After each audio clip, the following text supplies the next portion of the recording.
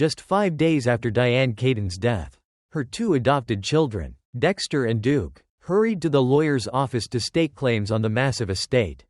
Shortly after, DIANE's 2 biological sisters also spoke up, demanding a share of the inheritance, making the situation tangled and tense. The urgency and aggressiveness raised many questions. Was DIANE's death recorded on the death certificate as pneumonia really that simple? In her final weeks, she lived in seclusion, lost weight rapidly, suffered persistent coughing, and a delayed emergency call was made. All suspicious points that sparked concern among fans. DIANE had told friends, "I have never loved anyone more than my children." But now with her children and sisters plunging into a battle over the estate, the words echoed like a bitter question. Was that love truly reciprocated or merely a ticket to seize her enormous fortune? Unusual decisions in her final months. Retreating from the public, quickly selling her Beverly Hills home and reducing contact with friends, raised speculation. Were these maneuvers to isolate DIANE and create an opportunity to contest her $100 million estate? Let's explore all of this in the video. In the early morning of October 11, 2025, DIANE KEATON, the legendary American actress, was found in poor health at her private residence in Santa Monica, California. An emergency call was made and paramedics quickly arrived, taking her to St. John's Health Center. However, despite timely medical attention, DIANE passed away at the hospital at age 79. Her family announced the official cause as bacterial pneumonia, but immediately many fans and media raised unanswered questions. The story begins in the preceding months as DIANE gradually vanished from the stage lights and social media. In the weeks before her death, she was reportedly showing clear signs of declining health. She was no longer seen walking through the tree-lined streets of Los Angeles, holding her beloved dog, Reggie. A close friend revealed that her health had worsened since early 2025 when she was forced to leave Beverly Hills due to devastating wildfires. She moved to Palm Springs, a quieter location, but darkness seemed to be closing in. Why would a woman always full of energy, joy, and creativity retreat completely like that? Was she quietly facing another illness? One that her family and friends did not want to disclose. Pneumonia, according to doctors, is not an unfamiliar enemy. In older adults, it can strike quickly like a storm, especially when the immune system is weakened. DIANE, at age 79, clearly fell into a high-risk group. But the strange thing was her rapid weight loss in the final weeks. She lost a lot of weight. A friend recounted somberly. Was this merely the consequence of pneumonia? Or was there an underlying illness depleting her body? A 911 call on the morning of October 11 reported that she was found collapsed at home. Why did no one recognize her condition sooner? Had she been trying to hide warning signs? Looking back on DIANE's life, it's clear she was no stranger to health battles. At age 20, she faced skin cancer, basal cell carcinoma, a consequence of unprotected sun exposure in California. Decades later, squamous cell carcinoma appeared, requiring 2 surgeries. She once shared with her signature smile that she had been too careless with her skin. Then there was bulimia, a painful secret DIANE bravely disclosed in her memoir. Then again, in her 20s, the pressure to lose weight for a Broadway role pushed her into cycles of uncontrolled eating and self-destructive behavior. 20.000 calories a day, she wrote. Fried chicken, fries, sweets, then purging it all. Though she overcame this illness through therapy, she described herself as a recovering addict for life. From these 2 illnesses, it's clear they were not related to respiratory issues. So why was DIANE's cause of death listed as pneumonia? Another detail fueling suspicion was the dream home in Beverly Hills that DIANE hastily sold in early 2025.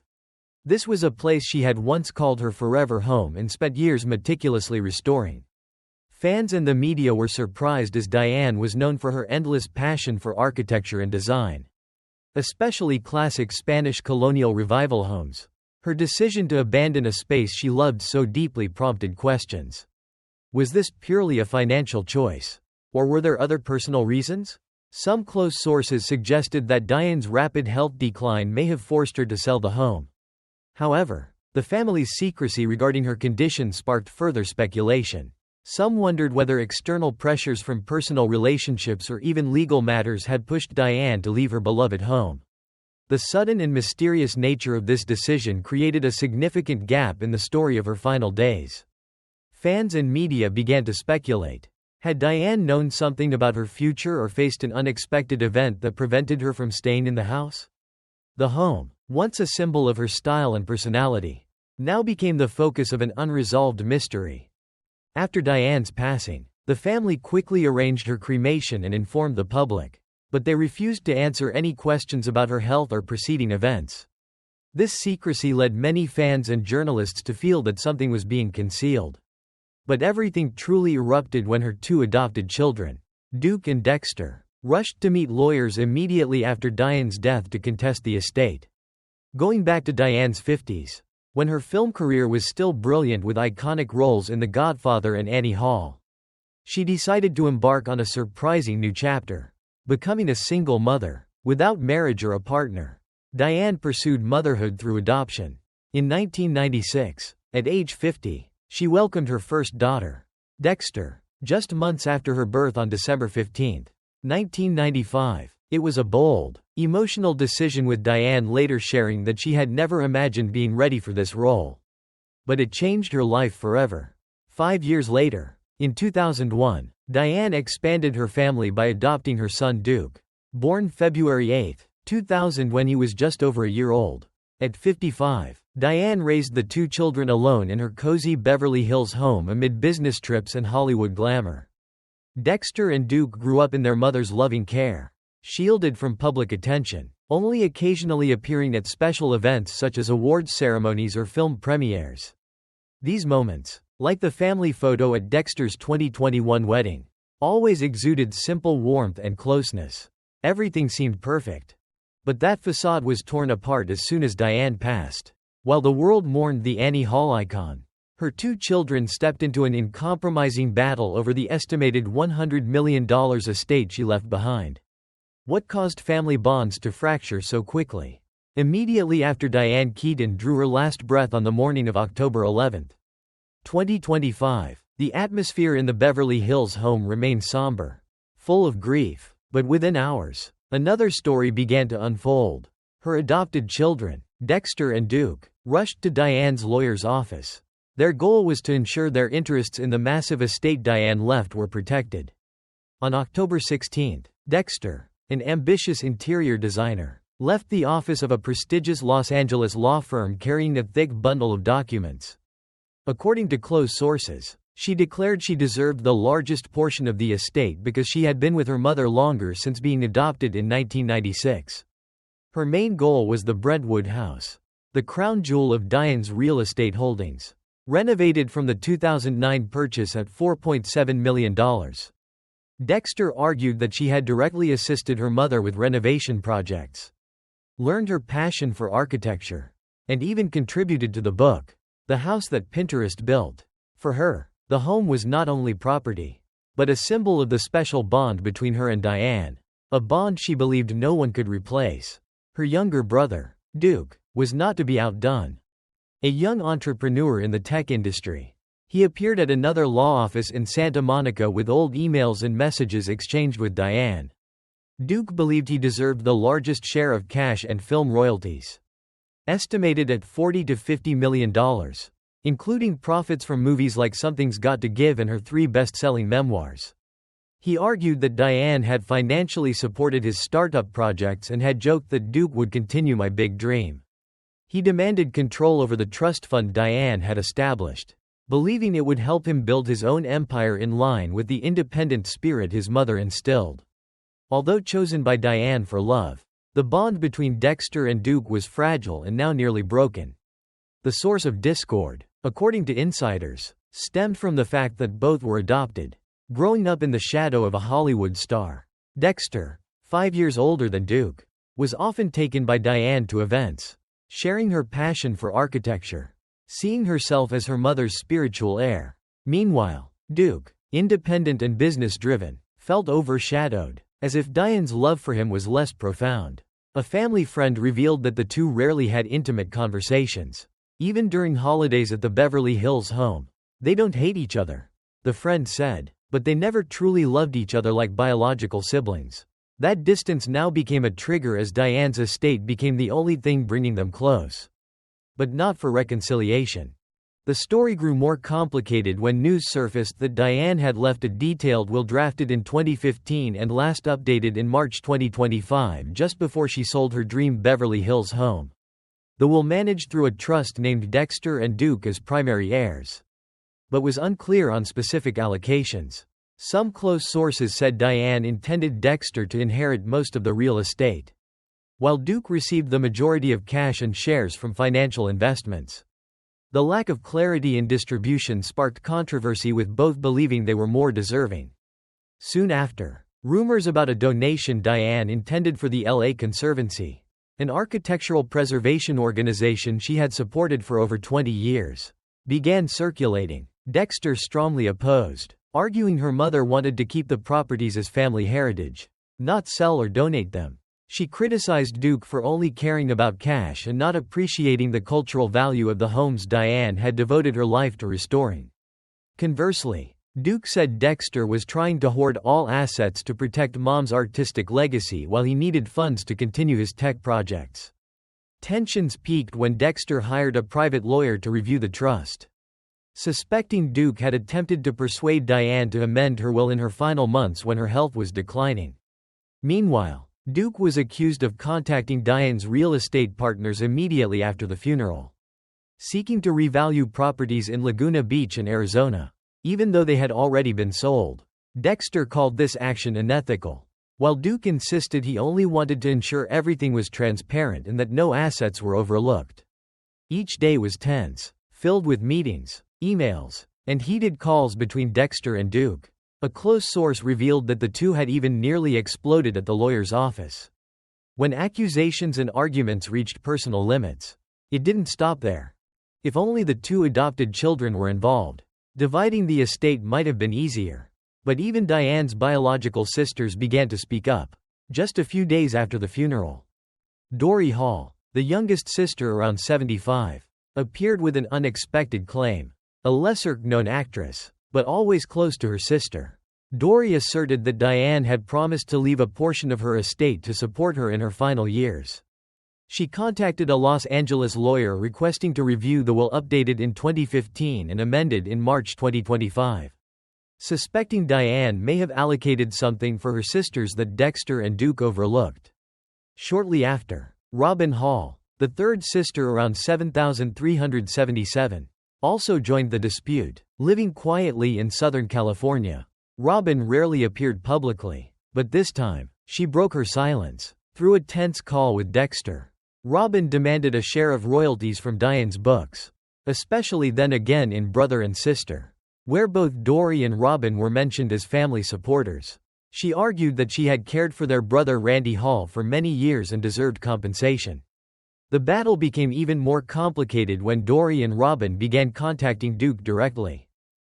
At a meeting in Santa Monica, Dory bluntly demanded that Duke share a sum of cash, emphasizing that they were Diane's blood, not just adopted children. Duke, already tense with Dexter, felt cornered and argued that the trust clearly designated the two adopted children as the primary heirs, giving the sisters no legal rights. Dexter, meanwhile, was furious at Dory and Robin's interference. She accused the two aunts of jumping in only when they smelled money, emphasizing that Diane had chosen to raise her and Duke as the sole heirs. In an email to the lawyer, Dexter wrote that Dory and Robin had lived independent lives and contributed nothing significant to Diane's career or estate.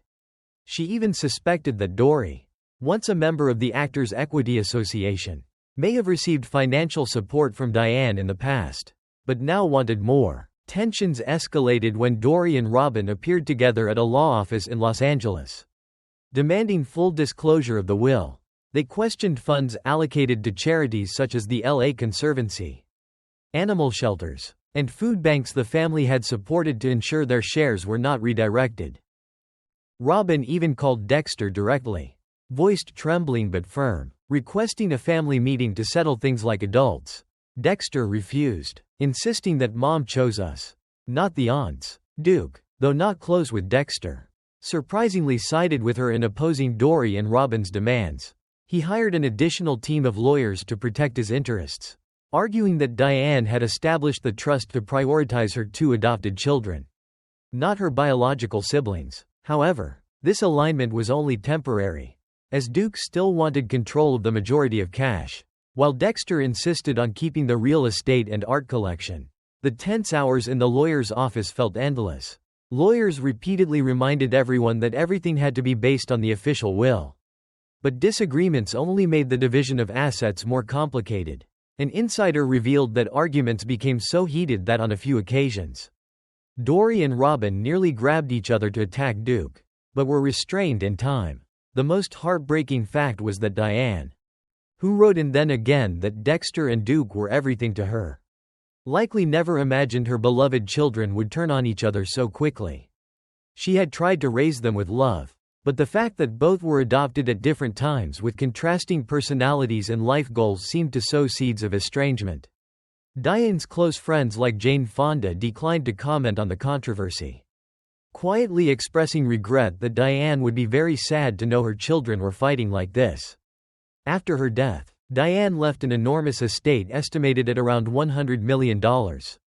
This figure is based on earnings from her over 50-year acting career.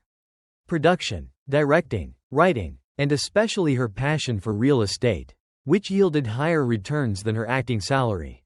Diane Keaton's assets primarily consisted of high-end real estate, making up the largest portion of her portfolio, estimated at over $50–60 million from transactions that are in long-term holdings. She was renowned as a house flipper specializing in restoring historic properties in California, focusing on Spanish colonial revival, Mission revival, and mid-century modern styles. Notable assets included the main Brentwood, Los Angeles home estimated at $20 to $30 million, a Laguna Beach property purchased in 2004 for $7.5 million, sold in 2006 for $12.75 million, a Pacific Palisades villa purchased in 2012 for $5.6 million, sold in 2016 for $6.9 million, and a Tucson, Arizona property sold in 2020 for $26 million. Additionally, she sold a Bear Villa in 2005 for $16.5 million, a Spanish colonial home in Beverly Hills to producer Ryan Murphy in 2010 for $10 million, and another property to Madonna for $6.5 million. These deals were not only highly profitable, but also reflected her passion for architectural preservation, earning her recognition from Architectural Digest as the Queen of Hollywood house restoration. Beyond real estate, Diane Keaton's remaining assets came from her entertainment career and diverse investments estimated at around $40 million. She earned millions from classic films like The Godfather, Annie Hall, Reds, Father of the Bride, Something's Got to Give, and The Family Stone, with an average salary of $510 million per major project. As a director and producer, she worked on music videos such as Belinda Carlisle's Heaven Is a Place on Earth and television productions, generating additional steady income. Her three best-selling memoirs, Then Again, 2011, Let's Just Say It Wasn't Pretty, 2015, and Brother and Sister, 2020, along with public talks and endorsement deals, contributed another $105 million. She also invested in photography and interior design with her book, The House That Pinterest Built, inspired by her Brentwood home, creating passive income from royalties and brand collaborations. Regarding investment strategy, Diane Keaton was notable for her long-term and preservation-focused real estate approach, starting in the 1980s when she bought her first apartment in San Remo, New York. She rarely bought to sell quickly, instead spending years renovating, prioritizing forgotten properties at below-market prices, then selling at a profit due to increased historical value. She served on the LA Conservancy Board for 20 years, investing in preservation projects to prevent the destruction of architectural heritage. The fierce battle over assets between her two children only fueled growing suspicions. Was Diane's death truly due to illness? Or was there a cold-blooded plot by the very children she loved most? The hypothesis that Dexter and Duke may have harmed their mother to seize her estate sent chills down fans' spines as unusual details from her final months gradually emerged. In the last 5 months of her life, Diane almost entirely disappeared from public view. She was no longer seen walking with Reggie in Los Angeles. no longer posting cheerfully on Instagram, and had cancelled all public events. Close friends told People that she withdrew to Palm Springs after leaving Beverly Hills due to wildfires. Living in isolation with her adopted children, Dexter and Duke. Not a single photo. Not a single post. This silence was highly unusual for a woman as energetic as Diane. Had Dexter and Duke intentionally kept their mother in the dark, limiting outside contact to conceal her health or even to control her in her final days? Diane's death was publicly announced late, with the public only learning of it when the death certificate was released on October 16, 2025. A 911 call on the morning of October 11 reported she had collapsed at home. But why was emergency help delayed until then? Sources indicated Diane had lost significant weight and weakened in the preceding weeks, showing clear signs of illness, such as persistent coughing and shortness of breath, typical pneumonia symptoms. However, there were no records of her visiting a doctor earlier. Did Dexter and Duke, her closest companions, deliberately delay medical care? Or did they ignore warning signs, knowing a sudden death would grant them access to the massive trust? Bacterial pneumonia, the official cause of death, may not have been as straightforward as it appeared.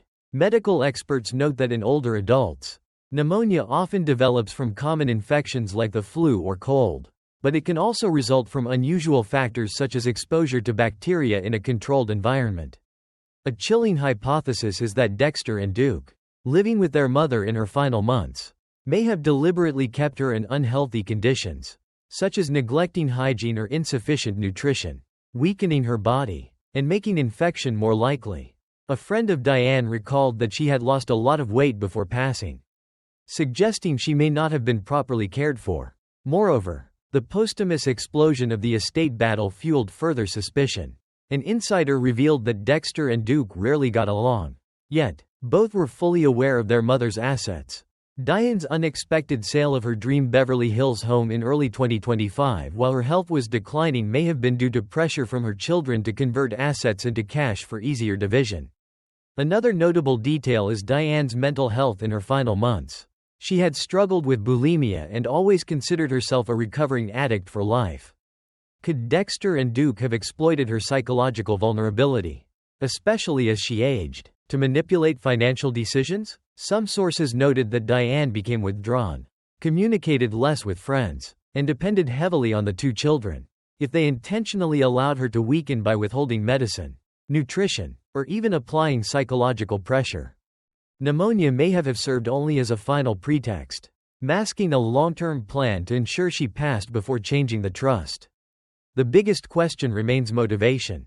Dexter and Duke, though loved and raised by Diane, grew up in the shadow of a Hollywood star. As adopted children, they may have felt pressure to prove themselves worthy of her legacy both emotionally and financially. Dexter, passionate about interior design, wanted to keep the Brentwood house as a symbol of her bond, while Duke, a tech entrepreneur, needed cash to pursue ambitions. Could they have gone so far as to harm their mother to achieve their goals? There is no direct evidence, but the urgency of their estate struggle, Diane's isolation, and the delayed emergency call are all suspicious pieces. Fans immediately gathered on Reddit, Twitter, and numerous social forums, sharing chilling theories. Many believe the actress's death was not simply pneumonia, but involved her two adopted children, Dexter and Duke. The theory is so plausible that anyone hearing it shivers.